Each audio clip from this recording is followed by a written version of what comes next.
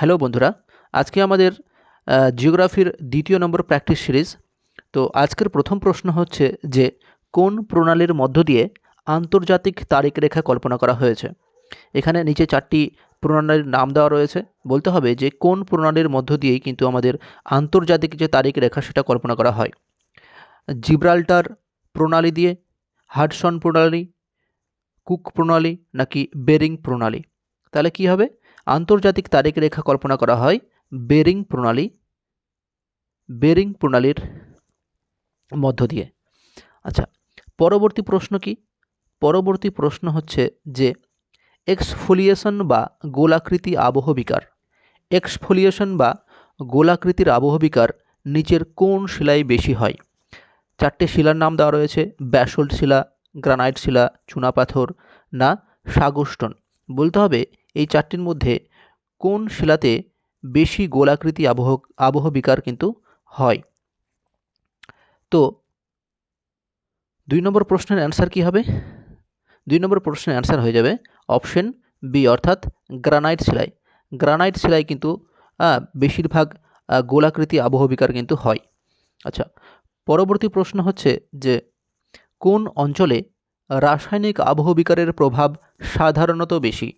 কোন অঞ্চলে রাসায়নিক আবহবিকারের প্রভাব সাধারণত বেশি?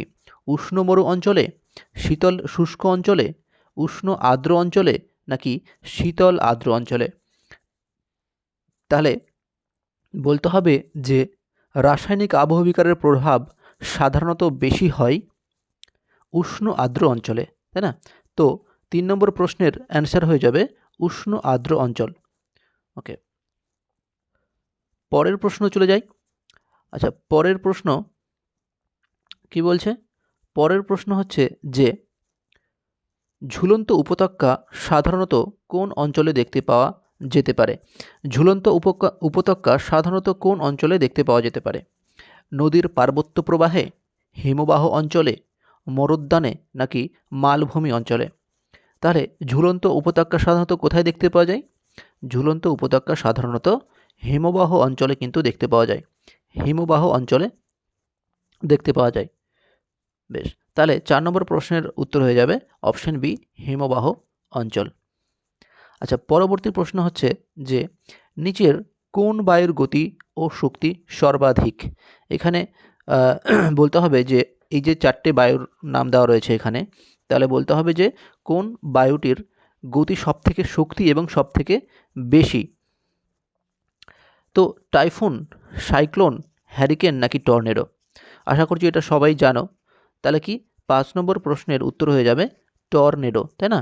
তাহলে টর্নেডোরই কিন্তু গতি সবথেকে বেশি এবং শক্তিও সবথেকে বেশি। বেশ, পরবর্তী প্রশ্ন কি? পরবর্তী প্রশ্ন হচ্ছে উইলি উইলি কাকে বলে? দেখো, এটা কিন্তু খুব ইম্পর্টেন্ট প্রশ্ন। উইলি উইলি কাকে বলে? উত্তর বঙ্গোপসাগরে সৃষ্ট ঘূর্ণবাদকে উইলি উইলি বলে? সুনামির আখ একে উইলি উইলি বলে? না চিরহরিত বৃক্ষকে উইলি উইলি বলে? নাকি অস্ট্রেলিয়ার উপকূলে যে সাইক্লোন সৃষ্টি হয় তাকে উইলি উইল বলে? তো এখানে অ্যান্সার হয়ে যাবে যে অস্ট্রেলিয়া উপকূলে সাইক্লোন যেটা হয় সেটাকে কিন্তু উইলি উইল বলা হয়। বেশ, পরবর্তী প্রশ্ন কি? পরবর্তী প্রশ্ন হচ্ছে যে সমুদ্রের জল সর্বাধিক লবণাক্ত কোথায়? সমুদ্রের জল সর্বাধিক লবণাক্ত কোথায়? বঙ্গোপসাগরে, রেড সিতে, বাল্টিক সাগরে নাকি প্রশান্ত মহাসাগরে? তাহলে কি সমুদ্রের জল কিন্তু সর্বাধিক লবণাক্ত হয় রেড সিতে, অর্থাৎ লাল সমুদ্র, তাই না? বেশ, পরবর্তী প্রশ্ন হচ্ছে কি যে পৃথিবীর বৃহত্তম দ্বীপের নাম কি? পৃথিবীর বৃহত্তম দ্বীপের নাম কি? এটা কিন্তু আমাদের ভারতের বলেনি, বলেছে পৃথিবীর। পৃথিবীর বৃহত্তম দ্বীপের নাম হচ্ছে কি? পৃথিবীর বৃহত্তম দ্বীপের নাম হচ্ছে গ্রিনল্যান্ড, তাই না? গ্রিনল্যান্ড কিন্তু পৃথিবীর বৃহত্তম দ্বীপের নাম। আচ্ছা, পরবর্তী প্রশ্ন কি?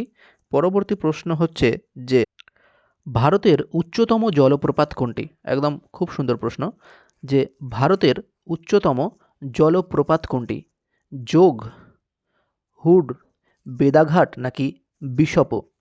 তো ভারতের উচ্চতম জলপ্রপাত হচ্ছে যোগ। ভারতের উচ্চতম জলপ্রপাতের নাম হচ্ছে যোগ। পরবর্তী প্রশ্ন হচ্ছে যে ভারতের কোথায় টোডা উপজাতির দেখা পাওয়া যেতে পারে? আচ্ছা, প্রশ্নটার টাইপিং একটু মিস্টেক হয়েছে, ওটা একটু মানিয়ে নিও। যে ভারতের কোথায় টোডা উপজাতির দেখা পাওয়া যেতে পারে? সিকিমে, আন্দামানে, নীলগিরিতে নাকি গারোতে? তো ভারতের যেখানে উপজাতির এই যে টোডা উপজাতিটার দেখা পাওয়া যায় বা যেতে পারে সেটা হচ্ছে কি, সেটা হচ্ছে নীলগিরিতে, তাই না? নীলগিরিতে কিন্তু এই যে টোডা উপজাতিটা রয়েছে সেটার কিন্তু দেখা পাওয়া যায়। বেশ, পরবর্তী প্রশ্ন হচ্ছে পৃথিবীর ছাদ কাকে বলা হয়? একেবারে খুব কমন প্রশ্ন যদিও, হ্যাঁ, তবুও জেনে রাখা উচিত যে পৃথিবীর ছাদ কাকে বলা হয়।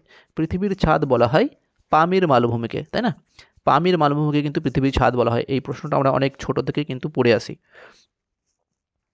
বেশ, পরবর্তী প্রশ্ন কি, যে পৃথিবীর স্থলভূমির ক্ষেত্রফল প্রায়, ঠিক আছে, পৃথিবীর স্থলভূমির যে ক্ষেত্রফল সেটা কতটা? 300 মিলিয়ন বর্গ কিলোমিটার, 252 মিলিয়ন বর্গ কিমি, 148 মিলিয়ন বর্গ কিমি নাকি 125 মিলিয়ন বর্গ কিমি? তাহলে বলতে হবে যে পৃথিবীর যে স্থলভূমি রয়েছে এই স্থলভূমির ক্ষেত্রফল হচ্ছে 148 মিলিয়ন বর্গ কিমি, তাই নাকি? আচ্ছা, 148 মিলিয়ন বর্গ কিমি অ্যান্সার। তাহলে এখানে 12 নম্বর প্রশ্নের উত্তর হয়ে গেল অপশন সি, অর্থাৎ 148 মিলিয়ন বর্গ কিলোমিটার। নেক্সট প্রশ্ন হচ্ছে যে বুফোর্ড স্কেল কি পরিমাপ করার জন্য পরিচিত? এই যে বুফোর্ড নামে একটা স্কেল রয়েছে, এই বুফোর্ড স্কেলটা কি পরিমাপ করা হয় এই বুফোর্ড স্কেলের মাধ্যমে? বলছে বায়ুর গতিবেগ, ভূমিকম্পের তীব্রতা, সমুদ্র স্রোতের উষ্ণতা নাকি বৃষ্টিপাতের পরিমাণ?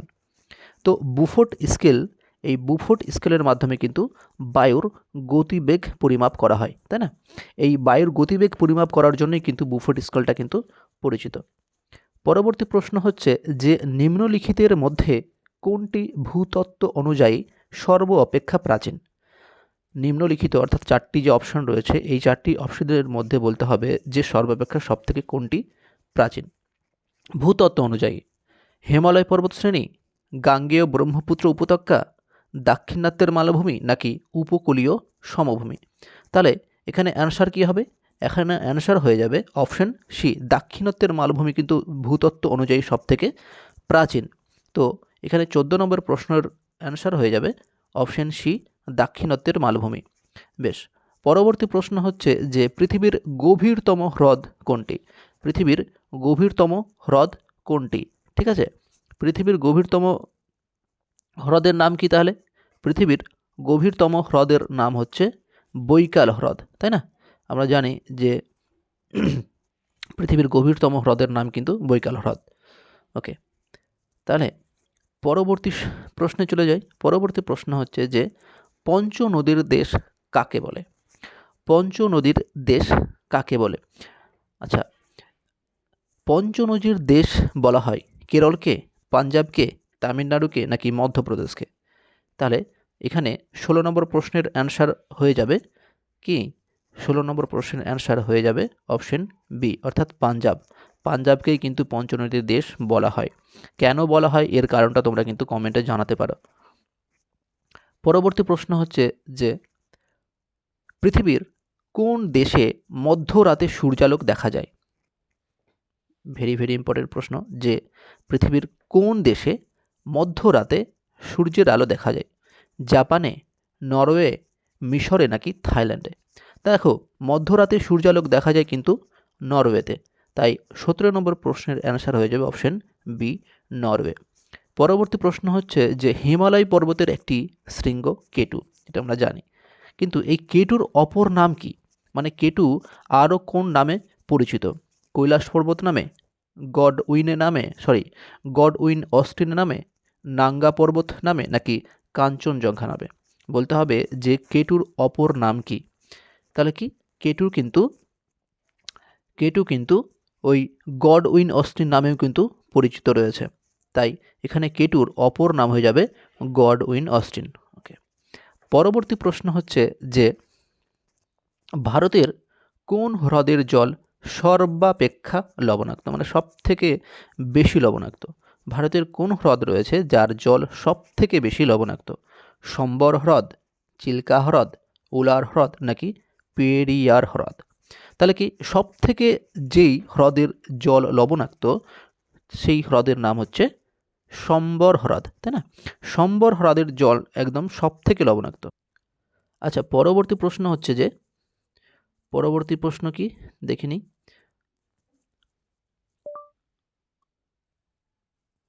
কি শুরু হয়ে যাচ্ছে বাবা। পরবর্তী প্রশ্ন হচ্ছে যে, লোকটাক হ্রদ ভারতের কোন রাজ্যে অবস্থিত? লোকটাক হ্রদ ভারতের কোন রাজ্যে অবস্থিত? বলতে হবে যে এই যে লোকটাক হ্রদ রয়েছে, এই লোকটাক হ্রদ ভারতের কোন রাজ্যের মধ্যে অবস্থিত? অসম রাজ্যের মধ্যে, অরুণাচল প্রদেশের মধ্যে, হিমাচল প্রদেশের মধ্যে নাকি মণিপুরে? দেখো, লোকটাক হ্রদ যেটা, এই লোকটাক হ্রদ রয়েছে কিন্তু কোথায়? লোকটাক হ্রদ রয়েছে মণিপুরে। তাহলে এখানে এই যে 20 নম্বর প্রশ্নের উত্তর হয়ে যাবে অপশন ডি, মণিপুর।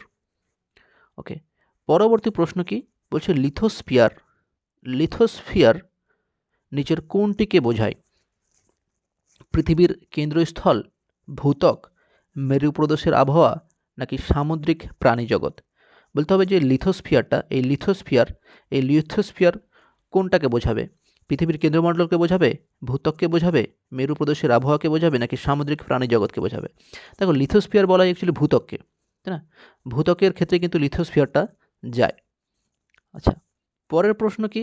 পরের প্রশ্ন হচ্ছে যে আপেক্ষিক আর্দ্রতা মাপার যন্ত্র কোনটি? আপেক্ষিক আপেক্ষিক যে আর্দ্রতা, এই যে আপেক্ষিক আর্দ্রতা, এই আপেক্ষিক আর্দ্রতাটা মাপা হয় কিসের সাহায্যে? মানে এইখানে 4টে যন্ত্রের নাম দেওয়া রয়েছে, এখানে 4টে যন্ত্রের মধ্যে বলতে হবে যে কোনটার সাহায্যে এই আপেক্ষিক আর্দ্রতা মাপা হয়। একেবারে কমন প্রশ্ন, হ্যাঁ, মানে এখানে খুব সহজ প্রশ্ন যদিও এটা, আবার খুব পরীক্ষাতেও আসে। তাহলে আপেক্ষিক আর্দ্রতা মাপা যায় কোন যন্ত্রের সাহায্যে? ব্যারোমিটার, হাইড্রোমিটার, হাইগ্রোমিটার নাকি রেন গজ? কোনটা? তাহলে আপেক্ষিক আর্দ্রতা মাপা যায় কিন্তু হাইগ্রোমিটারের সাহায্যে, তাই না? হাইগ্রোমিটার। বেশ, তাহলে 22 নম্বর প্রশ্নের অ্যান্সার হয়ে যাবে অপশন সি, হাইগ্রোমিটার। পরবর্তী প্রশ্ন হচ্ছে যে ফেরেলের সূত্র নিচের কোনটির সাথে সম্পর্কিত? ফেরেলের সূত্র যাদের জানা আছে তারা খুব সহজেই বলে দিতে পারবে যে ফেরেলের সূত্র কিন্তু বায়ুর প্রবাহ এবং সমুদ্র স্রোতের গতি বিক্ষেপ, যে অপশনটা রয়েছে অপশন সি এ, এটার সঙ্গে কিন্তু সম্পর্কিত। তাহলে 23 নম্বর প্রশ্নের উত্তর হয়ে যাবে বায়ু প্রবাহ ও সমুদ্র স্রোতের গতি বিক্ষেপ। 24, অর্থাৎ পৃথিবীকে একবার প্রদক্ষিণ করতে চাঁদের কত সময় লাগে? একেবারে ছোট বাচ্চাদের প্রশ্ন হয়ে গেল এটা, তবুও পৃথিবীকে একবার প্রদক্ষিণ করতে চাঁদের কত সময় লাগে? 30 দিন, 27 দিন, 14 দিন নাকি কোনোটি নয়? দেখো, এখানে 27 দিনের আগে প্রায় লাগিয়ে দিতে হতো, তো যাই হোক, এখানে কিন্তু অপশন বি অ্যান্সার হয়ে যাবে, অর্থাৎ 27 দিন। পৃথিবীকে প্রদক্ষিণ করতে চাঁদের সময় লাগে প্রায় 27 দিন। পরের প্রশ্ন হচ্ছে কি? সূর্য থেকে পৃথিবীর গড় দূরত্ব কত? সূর্য থেকে পৃথিবীর গড় দূরত্ব হচ্ছে প্রায় 15 কোটি কিলোমিটার। বেশ, আজকের মতো আমাদের আর কি প্রশ্ন আছে? না, আজকে আর প্রশ্ন নেই, 25টাই প্রশ্ন রয়েছে এবং অ্যান্সার কিটা আমাদের লাস্ট পেজে আমি অ্যাড করে দিয়েছি। আচ্ছা, তোমরা পিডিএফটা ডাউনলোড করতে চাইলে ডেসক্রিপশনে যে গ্রুপের লিঙ্ক থাকবে সেখানে ক্লিক করে গ্রুপে জয়েন হয়ে কিন্তু এই পিডিএফগুলো তোমরা ডাউনলোড করে নিতে পারো সহজেই। আচ্ছা, আর যদি কারো ভালো লাগে, মনে হয় যে না ক্লাসগুলো হেল্পফুল হচ্ছে, তাহলে তোমরা চ্যানেলটাকে সাবস্ক্রাইব করে নিতে পারো, লাইক কমেন্ট করতে পারো যদি ভালো লাগে তো। আর যদি ভালো না লাগে তাহলে করিও না, সমস্যা নেই, কিন্তু ভালো লাগলে অবশ্যই করতে পারো। ঠিক আছে, তাহলে আজকের মতো এখানেই শেষ করছি, পরবর্তী ক্লাস আবার পরের দিন চলে আসবে।